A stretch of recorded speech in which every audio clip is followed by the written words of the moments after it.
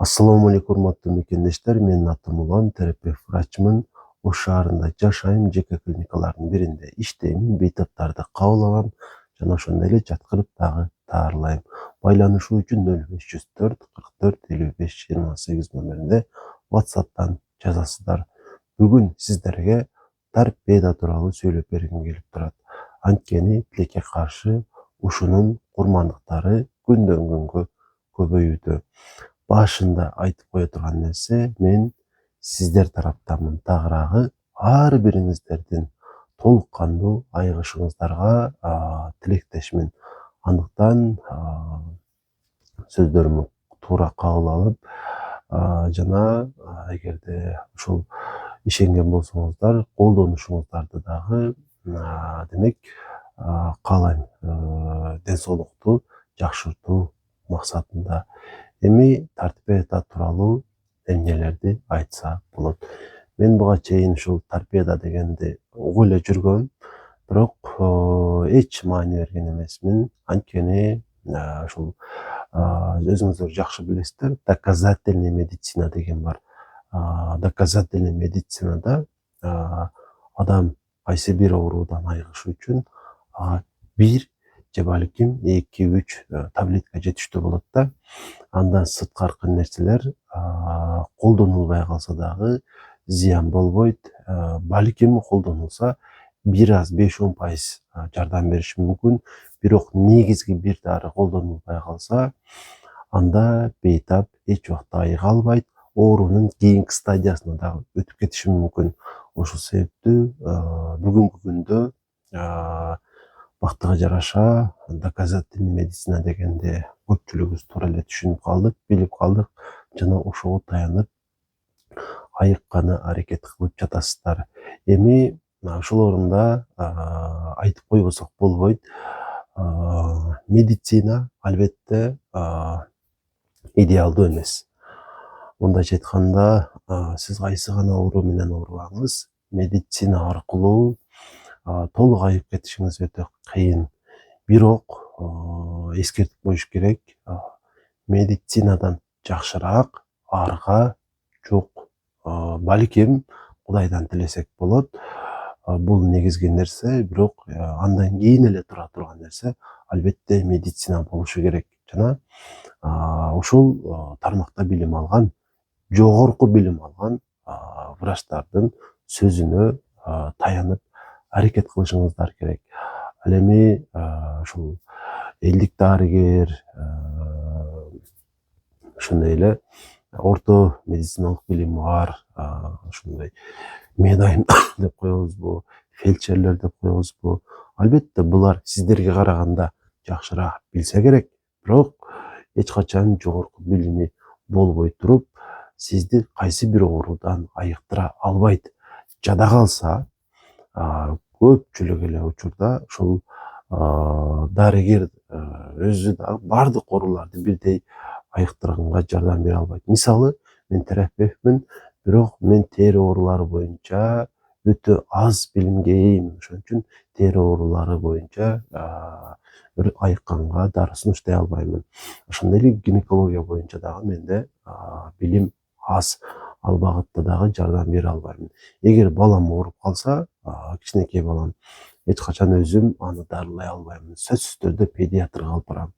Эгер мен врач боло туруп бардык адамдарга бирдей жардам бере албасам, анда орто билимдүү же элдик дарыгермин деген адам кантип сизди кез келген ушул оорудан айыктыра алат? Өзүңүздөр тыянак чыгарып алыңыздар. Эми торпеда эмне? Мен муну бир аз эле изилдегенден кийин толук кандуу түшүндүм. Торпеда бул демек бир канча чөптөн түзүлгөн дары экен. Эми дары деп айткан өтө чоң нерсе, чөптөрдүн жыйындысы.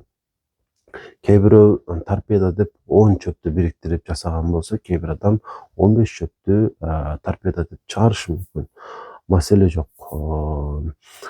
Түшүнүшүбүз керек болгон нерсе бул чөптөрдүн тугундусу.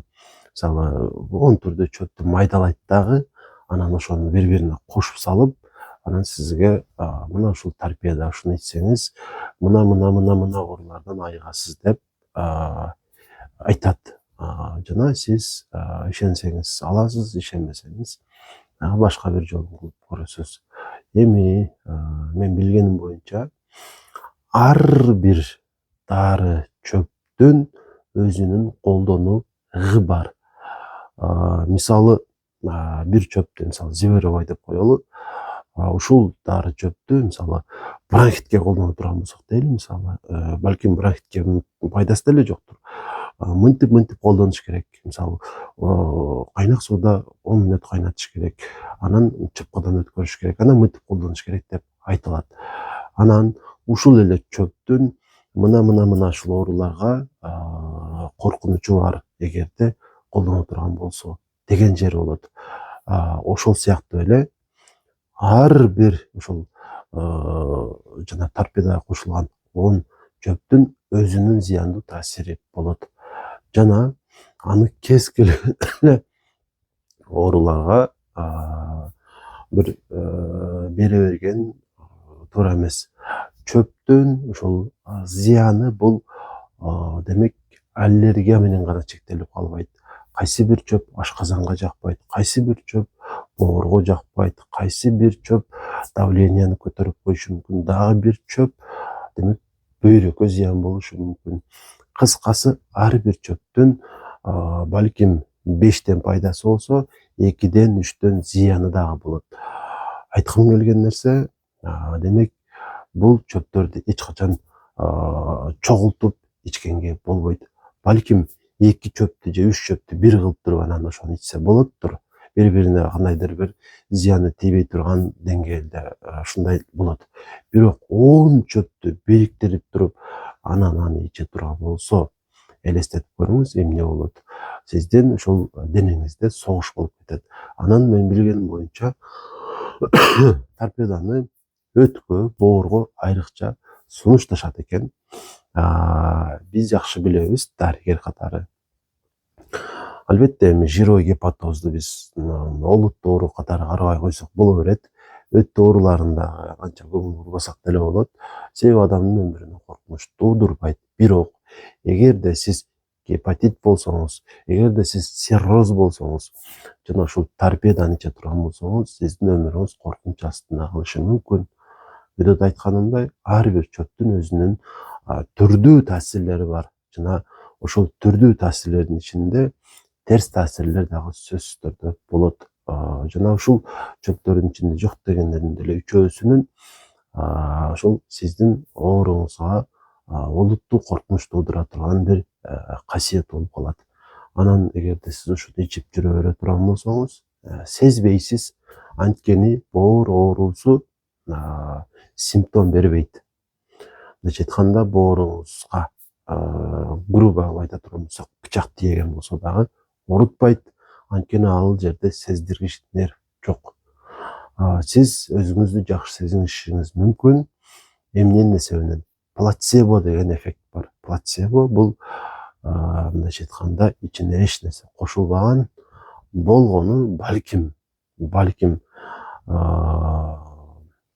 жөнөкөй эле канттын порошогун сизге дары кылып берсе, ошонун эсебинен баш оорудан айыгып калышыңыз мүмкүн, ичиңиз оорубай калышы мүмкүн.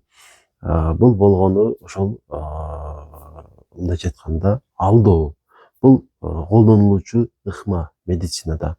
Ошол кайсы бир дары чыкканда ошонун эффективдүүлүгүн текшерүү максатында колдонулат. Ошол плацебонун эсебинен сиз өзүңүздү жакшы сезип калышыңыз мүмкүн. Бирок бул сиздин айыкканыңызды билдирбейт. Биз качан сиздин айыкканыңызга ишенебиз. Эгерде сиз гепатитсиз жана сиздин вирусуңуз толтура миллион жана сиз ошол боордун вирусқа каршы дарысын ичпедиңиз, гепатопротекторлорду ичпедиңиз, диета кылбадыңыз, бирок торпеда ичтиңиз 3 айдан кийин. Бул жерде 6 айдан 12 айга чейин деп ошол көрдүм мен. Макул 6 ай иштиңиз деп коелу. 6 айдан кийин ошол боордун анализдерин тапшырганыңызда жанагы печеночный тест I6, IST, билирубин ушулар калыбында болсо, норманын чегинде болсо, жана ПЦР анализ тапшырганда вирустун саны минимум болсо, жок дегенде же жоголуп кеткен болсо, ошондо ушул чөп боорду айыктырды деп айта алабыз. Жөн гана ошону ичип туруп өзүңүздү кандайдыр бир убакыт жакшы сезип койгон болсоңуз, бул сиздин айыкканыңызды билдирбейт. Бүткүл дүйнөлүк уюмдар бар. Ошол саламаттык сактоо багытында ишмердүүлүгүн жүргүзүп келаткан жана ошолордун көрсөтмөлөрүнүн негизинде ар өлкөнүн ошол саламаттык сактоо багытындагы ошол түзүмү аракет кылат. Себеби алар тастыкталган нерселерди, чын адам денесине жакшы өзгөртө турган нерселерди сунуштайт жана ошонун негизинде протокол түзүлөт, ошонун негизинде дарылоо план түзүлөт. Эми ошол протоколдон сырткаркы бардык нерселер тилекке каршы адамдын айыгышына жардам бере албайт. Ошол катары торпеда тууралуу кенен эле сүйлөгөнү аракет кылдым. Туура тыянак чыгарасыздар деп ойлойм. Анан эгер торпедадан чын эле айыгып кеткен болсоңуз, анда ошол кайсы оорудан болсо дагы сөзсүз түрдө өзүңүздүн ушул анализдериңизди тапшырыңыз, УЗИ кылдырыңыз, жана калса томография да кылдырыңыз. Жана ошол жыйынтыктарды врачка көрсөтүңүз. Анан ошондо ишенели. Комментарийге жазыңыздар сөзсүз түрдө. Ким торпеда ичти, канча убакыт ичти, жана ошонун негизинде эмне болду. Акырында мен эмнени айтам? Ошол эле сөз. Бул болгону чөптөрдүн жыйындысы жана коркунучтуу жыйындысы. Себеби бул торпеданы ичип кош бойлуу аял баласынан ажырап калышы мүмкүн. Бул торпеданы ичип кан басымы бийик жүргөн адам инсульт болуп калышы мүмкүн. Бирок ошол торпеданы сизге саткан адам эч убакта жоопкерчиликти өзүнө албайт. Жана калса алган тагдырда деле сизге анын эч кандай пайдасы болбойт. Ошол себептүү кыйын болсо дагы, жакшы айыктыра албай аткан болсо дагы баары бир медицинага эле кайрылганыңыздар дурус болот.